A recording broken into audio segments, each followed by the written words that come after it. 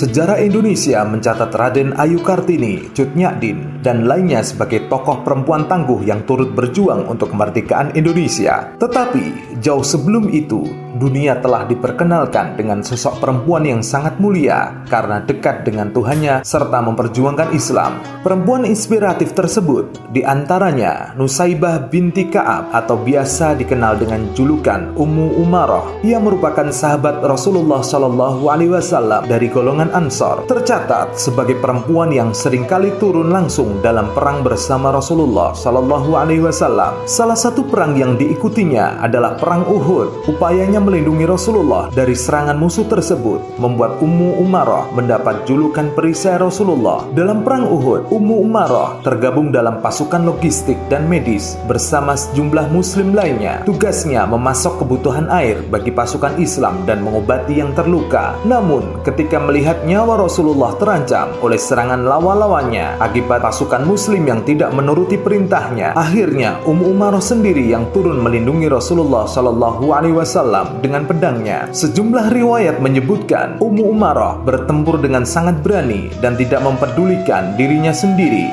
sehingga memiliki 12 luka dan yang paling parah pada lehernya. Hebatnya, muslimah ini sama sekali tidak mengeluh dan merintih kesakitan.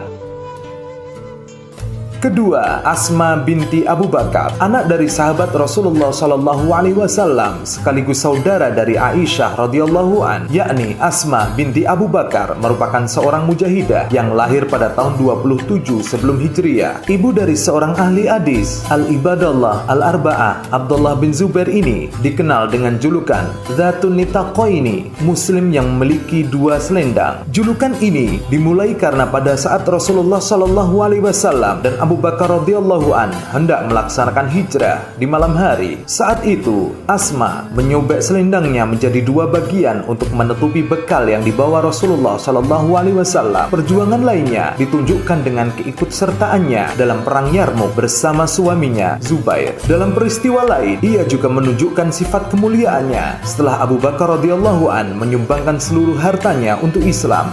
Kakek Asma, Abu Quhafah, datang menemuinya. Abu Quhafah pun bertanya, "Demi Allah, sungguh aku mendengar bahwa Abu Bakar telah meninggalkanmu pergi dengan membawa seluruh hartanya." Kemudian Asma pun menjawab, "Sekali-kali tidak, wahai kakek. Sesungguhnya beliau telah menyisakan buat kami harta yang banyak." Kemudian Asma pun mengambil beberapa batu, lalu diletakkan batu-batu tersebut di tempat ayahnya biasa menyimpan uang. Batu-batu tersebut pun ditutupinya dengan kain, kemudian dituntunnya tangan sang kakek untuk meraba kain tersebut. Setelah meraba kain tersebut, kakek pun berkata, "Kalau memang dia telah meninggalkan harta untukmu, maka dia telah berbuat baik. Itu sudah cukup bagi kalian." Hal tersebut dilakukan Asma untuk menenangkan hati kakeknya.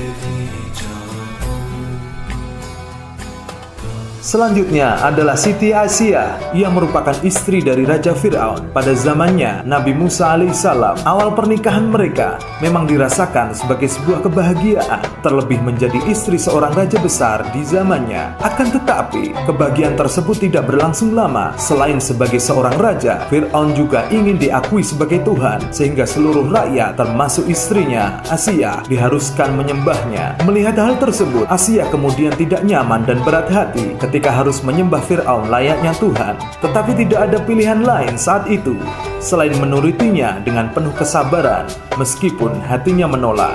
Hingga suatu saat Asiyah meneguhkan hatinya dan memberanikan diri untuk mengakui keislamannya. Meski sang suami menyiksanya dengan siksaan yang berat, ia tak pernah mau mengingkari keteguhan hatinya. Asiyah selalu mengamalkan apa yang diajarkan oleh Musa alaihissalam dengan baik. Ia juga hanya menyembah Allah subhanahu wa ta'ala. Dari Abu Hurairah radhiyallahu an, bahwa Rasulullah SAW bersabda, "Sesungguhnya Fir'aun mengikat istrinya dengan besi sebanyak 4 ikatan pada kedua tangan dan kedua kakinya. Jika ia telah meninggalkan Asiyah terbelenggu, maka para malaikat menaunginya."